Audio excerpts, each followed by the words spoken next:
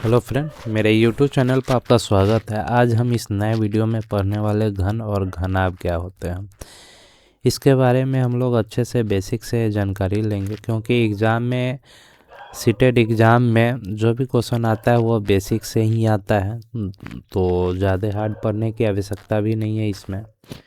तो हम लोग बेसिक समझेंगे कि क्या होता है। तो अगर घन की बात करें तो घन में क्या होता है, लंबाई, चौड़ाई और ऊंचाई सभी बराबर होते हैं। इसलिए इन सभी जब बराबर होता है, इसीलिए इन्हें हम लोग भुजा बोलते हैं। तो जो भी आपको फार्मूला दिया रहता है वो भुजा के आधार पे ही हम लोग निकालते हैं। लेकिन घनाभ में क्या होता है, इसका लंबाई अलग है, चौड़ाई अलग है, ऊंचाई अलग होता है। इसलिए इसका जो भी नाम है उसके नाम से हम लोग पुकारते हैं। लेकिन इसमें लंबाई, चौड़ाई, ऊंचाई सभी बराबर है, इसलिए इसे भुजा बोला जाता है। नेक्स्ट है, हम लोग घन देखेंगे। घन में क्या है कि इसमें लंबाई, चौड़ाई, ऊंचाई सभी क्या है, सभी एक दूसरे के बराबर है। जैसे वर्ग में होता है, वर्ग में क्या होता है, सभी बराबर होते हैं, इसीलिए भुजा बोलते हैं। इसीलिए इसमें क्या है कि इसमें सभी बराबर होते हैं, लंबाई, चौड़ाई, ऊंचाई, इसलिए इसे भी भुजा बोला जाता है। आशा करते हैं आपको इतना समझ में आ गया होगा। इसमें दिया हुआ है कि इसकी कुछ मुख्य विशेषताएं हैं घन में।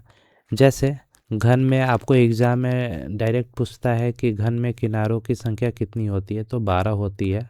इसमें फलक की संख्या कितनी होती है, 6 होती है। शीर्ष की संख्या कितना होती है, 8 होती है। तो ये 3 पॉइंट बहुत इम्पोर्टेंट है। एग्ज़ाम में आपको हो सकता है फार्मूला भी पूछ ले, तो फार्मूला इसका याद करना भी बहुत आवश्यक है, और बिना फार्मूला के आप क्वेश्चन भी नहीं बना सकते। तो घन का आयतन क्या होता है, भुजा क्यूब होता है। घन का आयतन भुजा क्यूब होता है। कुल पृष्ठीय क्षेत्रफल क्या होता है घन का, तो 6 भुजा स्क्वायर होता है, 6 भुजा का स्क्वायर होता है। लेकिन पार्श्व पृष्ठ क्षेत्रफल क्या होता है, 4 भुजा का स्क्वायर होता है।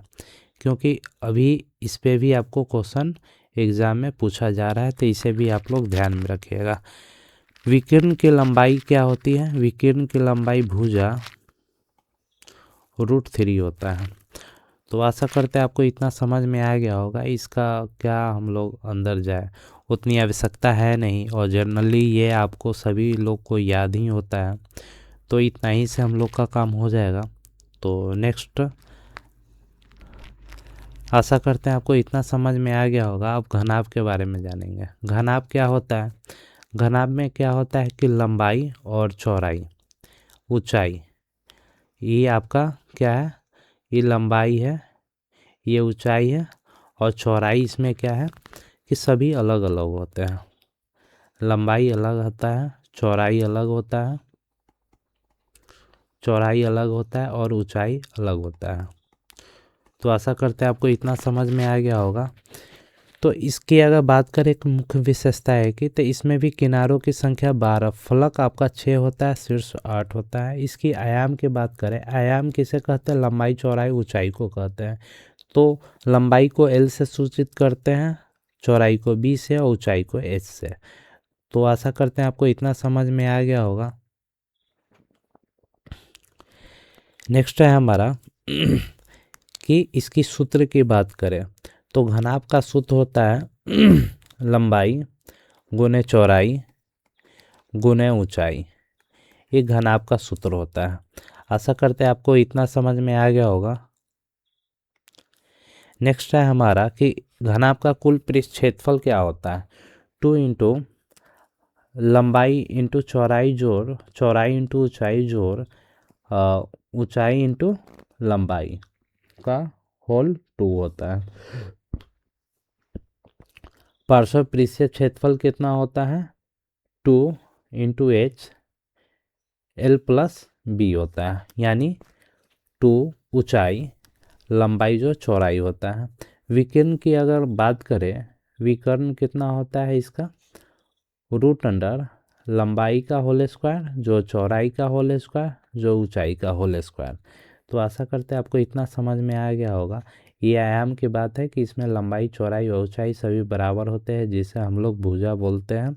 और लेकिन घनाभ में क्या होता है, इसका आयाम अलग अलग होते हैं। हो सकता है एग्जाम में ये भी आपको पूछ दे, तो दिमाग में रखने की आवश्यकता है। घनों का आयतन आपको दिया हुआ है रेशियो में 8:125। तो रेशियो है तो इसको हम लोग बटा में भी लिख सकते हैं, 8/125। अगर रेशियो दिया हुआ है 2 रेशियो है तो इसकी भुजा भी हम 2 मान सकते हैं, एक की भुजा ए और दूसरे की भुजा बी। तो इसका होल क्यों? क्योंकि घन का आयतन क्या होता है, भुजा का होल क्यों। भुजा को हम लोग क्या माने हैं, ए और बी माने हैं। तो एक तो ए का होल क्यों अब बटा बी का होल क्यों बराबर 8/125। तो ए बटा बी का होल क्यों इक्वल टू ई कितना का होल क्यों है, 2 का क्यों 8 आता है और 5 का क्यों 125 होता है। तो उसे होल क्यू से क्यू कट गया, तो ए बटा बी इक्वल टू 2/5।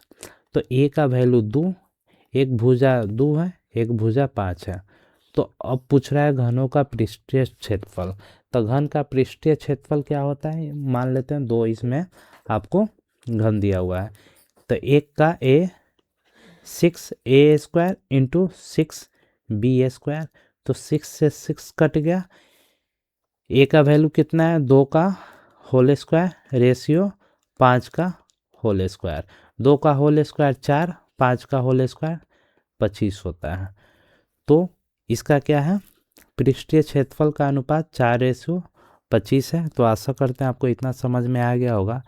नेक्स्ट हमारा क्वेश्चन है कि यदि एक घन का आयतन 1728 घन सेमी है तो उसका पृष्ठ क्षेत्रफल कितना होगा, उसका पृष्ठीय क्षेत्रफल कितना होगा। तो घन का आयतन क्या होता है, भुजा का होल क्यू 1728। तब भुजा का होल क्यू का वैल्यू कितना दिया हुआ है 1728। तो भुजा का होल क्यू 1728 आपको पता होगा किसका होल क्यू है 12 का। तो इक्वल टू 12 का होल क्यू, 12 का होल क्यू करेंगे तो 1728 आएगा। तो क्यू से क्यू कट गया, तो भुजा बराबर क्या बच गया मेरा 12। अब पूछ रहा है कि पृष्ठीय क्षेत्रफल कितना होगा। तो घन का पृष्ठीय क्षेत्रफल 6 भुजा स्क्वायर 6 इंटू भुजा स्क्वायर होता है। तो 6 भुजा क्या दे हुआ है 12 का होल स्क्वायर। तो 6 इंटू 12 का होल स्क्वायर 144। तो 144 में 6 से गुना कर देंगे तो 624, 624 2 26, 6 2 8, 864 सेमी आपका हो जाएगा। तो राइट आंसर आपका बी हो जाएगा। तो आशा करते हैं आपको ये इतना समझ में आ गया होगा। नेक्स्ट हमारा क्वेश्चन है कि घन के विकर्ण का माप दिया हुआ है 4√3। इस घन का आयतन क्या हो, घन का विकर्ण होता है भुजा √3। भुजा √3 का वैल्यू दिया हुआ है 4√3। तो √3 से √3 कट गया, तो भुजा का वैल्यू क्या हो गया 4 हो गया। तो घन का आयतन क्या होता है भुजा का होल क्यू, भुजा का वैल्यू कितना है 4। तो 4 का होल क्यू कितना हो जाएगा 4 चौका 16 चौका 64। तो इसका घन का आयतन कितना हो जाएगा 64। तो आशा करते हैं आपको समझ में आ गया होगा। नेक्स्ट हमारा क्वेश्चन है कि 8 सेमी कोर वाले 2 घनों को उनके सिरों से मिलाने पर प्राप्त घनाभ का पृष्ठीय क्षेत्रफल कितना होगा, यानी 2 घन को मिला के। तो एक फिगर बनाएंगे,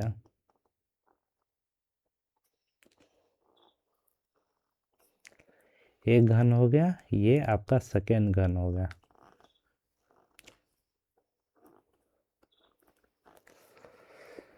इसका लंबाई चौड़ाई ऊंचाई सभी क्या होता है बराबर होता है, इसलिए भुजा कहते हैं। अगर 2 घन को हम लोग मिलाएंगे तो लंबाई क्या होगा, यहाँ से यहाँ तो बढ़ जाएगा ना।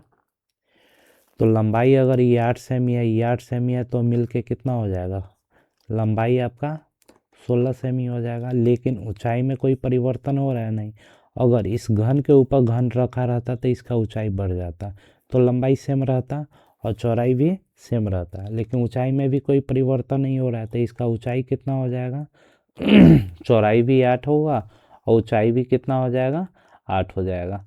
तो अब क्या बन गया, ये घन से घनाभ बन गया, क्योंकि इसकी लंबाई चौड़ाई ऊंचाई सभी अलग अलग हो गया दो घन मिलने से। तो घन घन का पृष्ठीय क्षेत्रफल क्या होता है, 2 इंटू LB जोड़ लंबाई इंटू चौड़ाई जोड़ चौड़ाई इंटू ऊंचाई जोड़ ऊंचाई इंटू लंबाई होता है। तो 2 इंटू लंबाई कितना है 16, ऊंचाई कितना है 8, ऊंचाई कितना है 8 और चौड़ाई कितना है 8 जोड़ ऊंचाई 8 और लंबाई कितना है 16। तो 2 इंटू 16 में 8 से गुना करेंगे तो 128 जोड़ 64 जोड़ 128। तो 2 इंटू 128 128 256 और जोड़ 64, तो ये कितना हो जाएगा, यहाँ लिखते हैं 256 और 64 को जोड़ेंगे तो 0 11 1 12 2 1 3 गुने 2, तो कितना हो जाएगा आपको 640 आपका आंसर हो जाएगा। क्या घनाभ का पृष्ठीय क्षेत्रफल कितना हो जाएगा 640। तो आशा करते हैं आपको समझ में आ गया होगा। अगर वीडियो अच्छा लगे तो चैनल को सब्सक्राइब और वीडियो को शेयर कर दीजिएगा। नेक्स्ट है हमारा घनाभ के विकर्ण। घनाभ का क्या है, विकर्ण की लंबाई 13 सेमी दिया हुआ है, यदि इसकी चौड़ाई और ऊंचाई 4 सेमी 12 सेमी है तो इसकी लंबाई क्या होगा। तो घनाभ का विकर्ण का फार्मूला क्या होता है, रूट अंडर लंबाई स्क्वायर जो चौड़ाई स्क्वायर जो ऊंचाई स्क्वायर। तो ऐसा भी तो हो सकता है विकर्ण का होल स्क्वायर कितना हो जाएगा, लंबाई स्क्वायर जो चौड़ाई स्क्वायर जो ऊंचाई स्क्वायर। तो आशा करते हैं आपको इतना समझ में आ गया होगा। तो इसमें विकर्ण की लंबाई कितना दिया हुआ है आपको 13 सेमी, विकर्ण की लंबाई 13 सेमी दिया हुआ है, तो विकर्ण के स्थान पर 13 का होल स्क्वायर इक्वल टू इसमें दिया हुआ है लंबाई निकालना है मुझे, चौड़ाई कितना दिया हुआ है 4 का होल स्क्वायर जोड़ 12 का होल स्क्वायर। तो 13 का होल स्क्वायर 169, लंबाई निकालना है तो लंबाई होल स्क्वायर और 4 का होल स्क्वायर 16 और 12 का होल स्क्वायर 144 होता है। तो 16 और 144 को जोड़ेंगे तो कितना हो जाएगा 16 144, तो 169 इक्वल टू L स्क्वायर और 16 44 इधर आ जाएगा तो 0 4 1 5 1 6 1 160 में से 169 में से 160 जाएगा तो 9 बचेगा, 9 किसका है L स्क्वायर का वैल्यू। तो L बराबर क्या होता है √9, तो L बराबर कितना हो जाएगा 3, तो लंबाई कितना हो जाएगा इसका 3। तो आशा करते हैं इसका इतना आपको क्लियर हो गया होगा। नेक्स्ट है हमारा कि एक कमरा है 10 मीटर लंबा और 8 मीटर चौड़ा, 3.3 मीटर ऊंचा है। एक कमरे में कितने व्यक्ति बैठ पाएंगे जबकि प्रत्येक व्यक्ति को 3 घन मीटर की जगह की आवश्यकता है। जब एक व्यक्ति को 3 मीटर घन जगह उसे चाहिए, तो एक कमरा कितना मीटर लंबा है कितना उसमें जगह, ये निकालने के लिए हम लोग क्या करेंगे कि कमरा का आयतन निकालेंगे।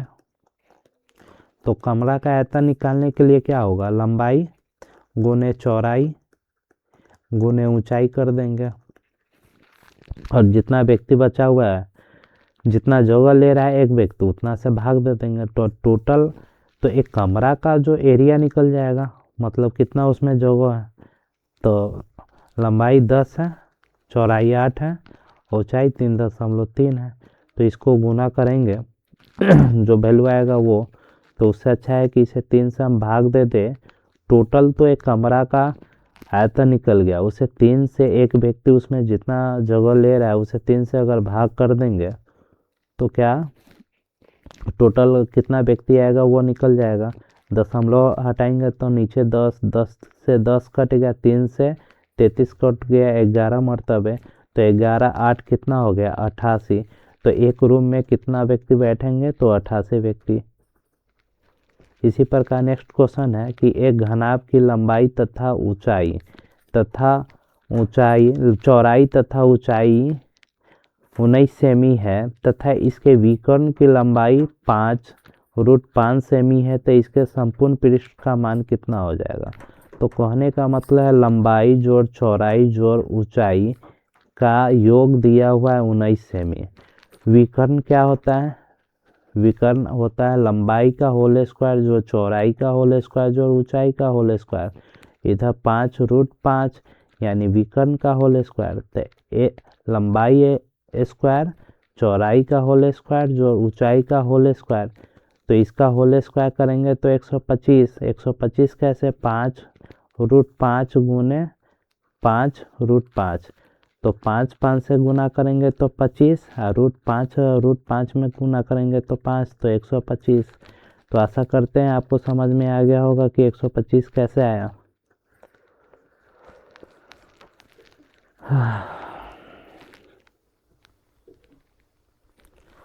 125 कैसे आया, तो उसके बाद क्या करेंगे, इसका हम होल स्क्वायर कर देंगे, इसका होल स्क्वायर कर देंगे। इसका होल स्क्वायर क्या होगा, लंबाई का होल स्क्वायर चौड़ाई का होल स्क्वायर जोड़ ऊंचाई का होल स्क्वायर जोड़ 2 लंबाई इंटू चौड़ाई जोड़ चौड़ाई इंटू ऊंचाई जोड़ ऊंचाई इंटू लंबाई इक्वल टू 19 का होल स्क्वायर 361 होता है। लंबाई चौड़ाई ऊंचाई का होल स्क्वायर आपका दिया हुआ है वैल्यू कितना है 125, इसका वैल्यू निकालना है। तो 2 इंटू LB जोड़ BH जोड़ HL इक्वल टू 361 में से 125 घटा देंगे तो कितना बचेगा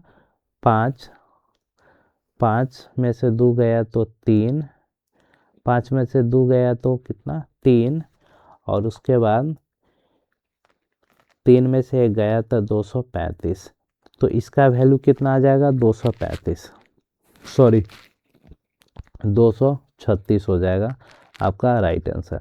तो आशा करते हैं इतना आपका समझ में आ गया होगा। ये वीडियो आपको कैसा लगा आप मुझे कमेंट करके बताइएगा, चैनल को सब्सक्राइब कर लीजिएगा और वीडियो के अधिक से अधिक आप लोग शेयर कीजिएगा।